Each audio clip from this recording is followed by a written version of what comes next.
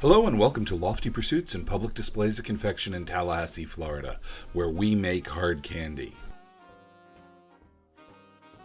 Hi, I'm Greg, and today Jessica and I are going to be making some snow candy canes, white candy canes in peppermint flavor. And you may ask, why white?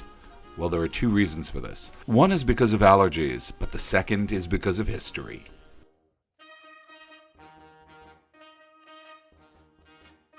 The sugar is heated up to 310 degrees, and Jessica pours it on her candy cooling table to drop the temperature dramatically. The table was made in 1891, and that means that it was made during the Victorian period. This is great because we're going to be invoking a Victorian tradition during this candy cane making process, and we're going to solve another problem. Every year I get emails that make me sad. They're from people who have allergies that ask me if they can enjoy our candy canes, whether that's corn allergies or food color allergies. I have to say no every year. Well, this year, we're making white candy canes, and we're going to solve the problems, and hopefully we're going to make a candy cane that everybody will love. Because when we make candy canes, our batches are much larger than other candies. We often produce too much candy to pull on the hook. We're just not strong enough. When this happens, we have a machine that can help. Many people call this a taffy puller, but it's a sugar puller, and it's designed to do exactly what we do on the hook. It can do batches that are much larger than we're strong enough to do by hand, but it produces the same effect, and it allows us to produce candy in the quantities that are needed for the holiday season. We use this mostly for candy canes and for big special batches. And what it's doing is it's folding in air, and every time it folds the air in, it traps air bubbles, and the air bubbles reflect light. This is what changes that amber candy you saw a few seconds ago into a bright white candy. We didn't pull all of the sugar to become white. We saved some of it in its natural amber color to become the stripes on these special candy canes. We're going to divide our sugar into two parts.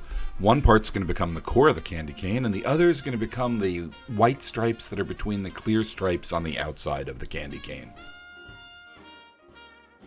Traditional peppermint candy canes have a common stripe pattern, one large stripe followed by three thin ones. We thought even though these weren't going to be red and white peppermint candy canes, well, we should follow the traditional stripe pattern.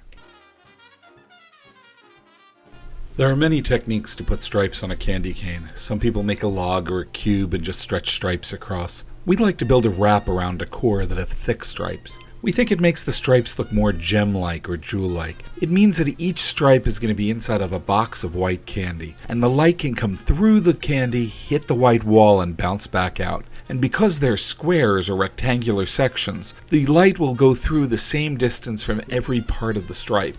This means that you're going to get a very bright, jewel-looking candy cane, if you do it right, as opposed to one that sort of the color fades off towards the edge of the stripes.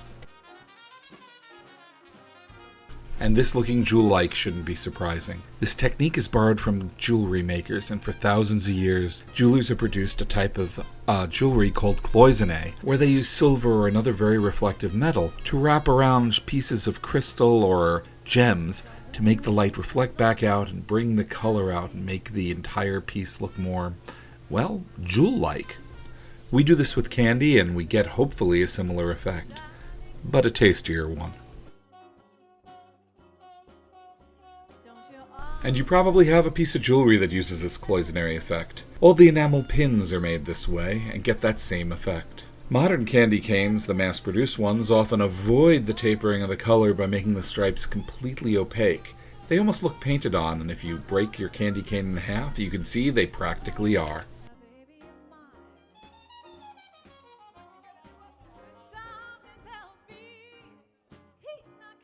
So now all we have to do is adjust the outer wrap, and wrap it around the white core, and roll it until everything's nice and tight together. We're then going to taper off an end and start the taper that's going to lead to the pulling of the candy canes. And we're going to trim off the excess. We save this excess and we sell it in our store under the name Unicorn Droppings.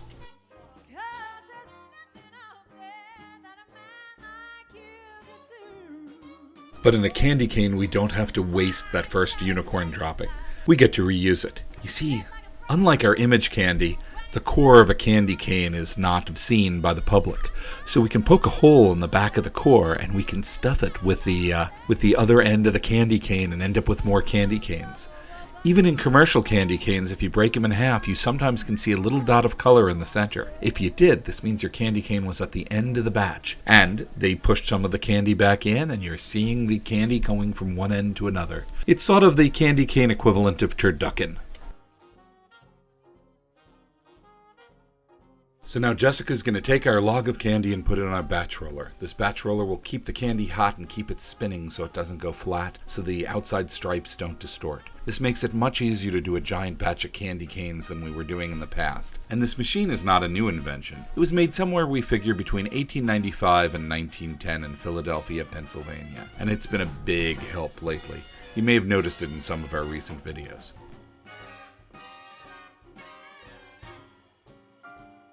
Our candy canes are at least a two-person job here, and one of us pulls out the sugar into the logs in the right dimensions and the other makes the crook on it.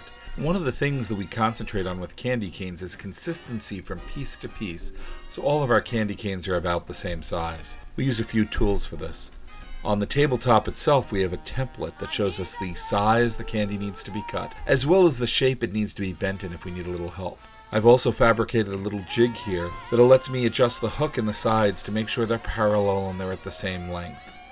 It makes the candy canes look identical, but they're all a little different with little twists and the hand differences. But they all taste better than you can imagine. So then all that's left is for the candy canes to cool down and for them to be packaged and to go out to our happy customers.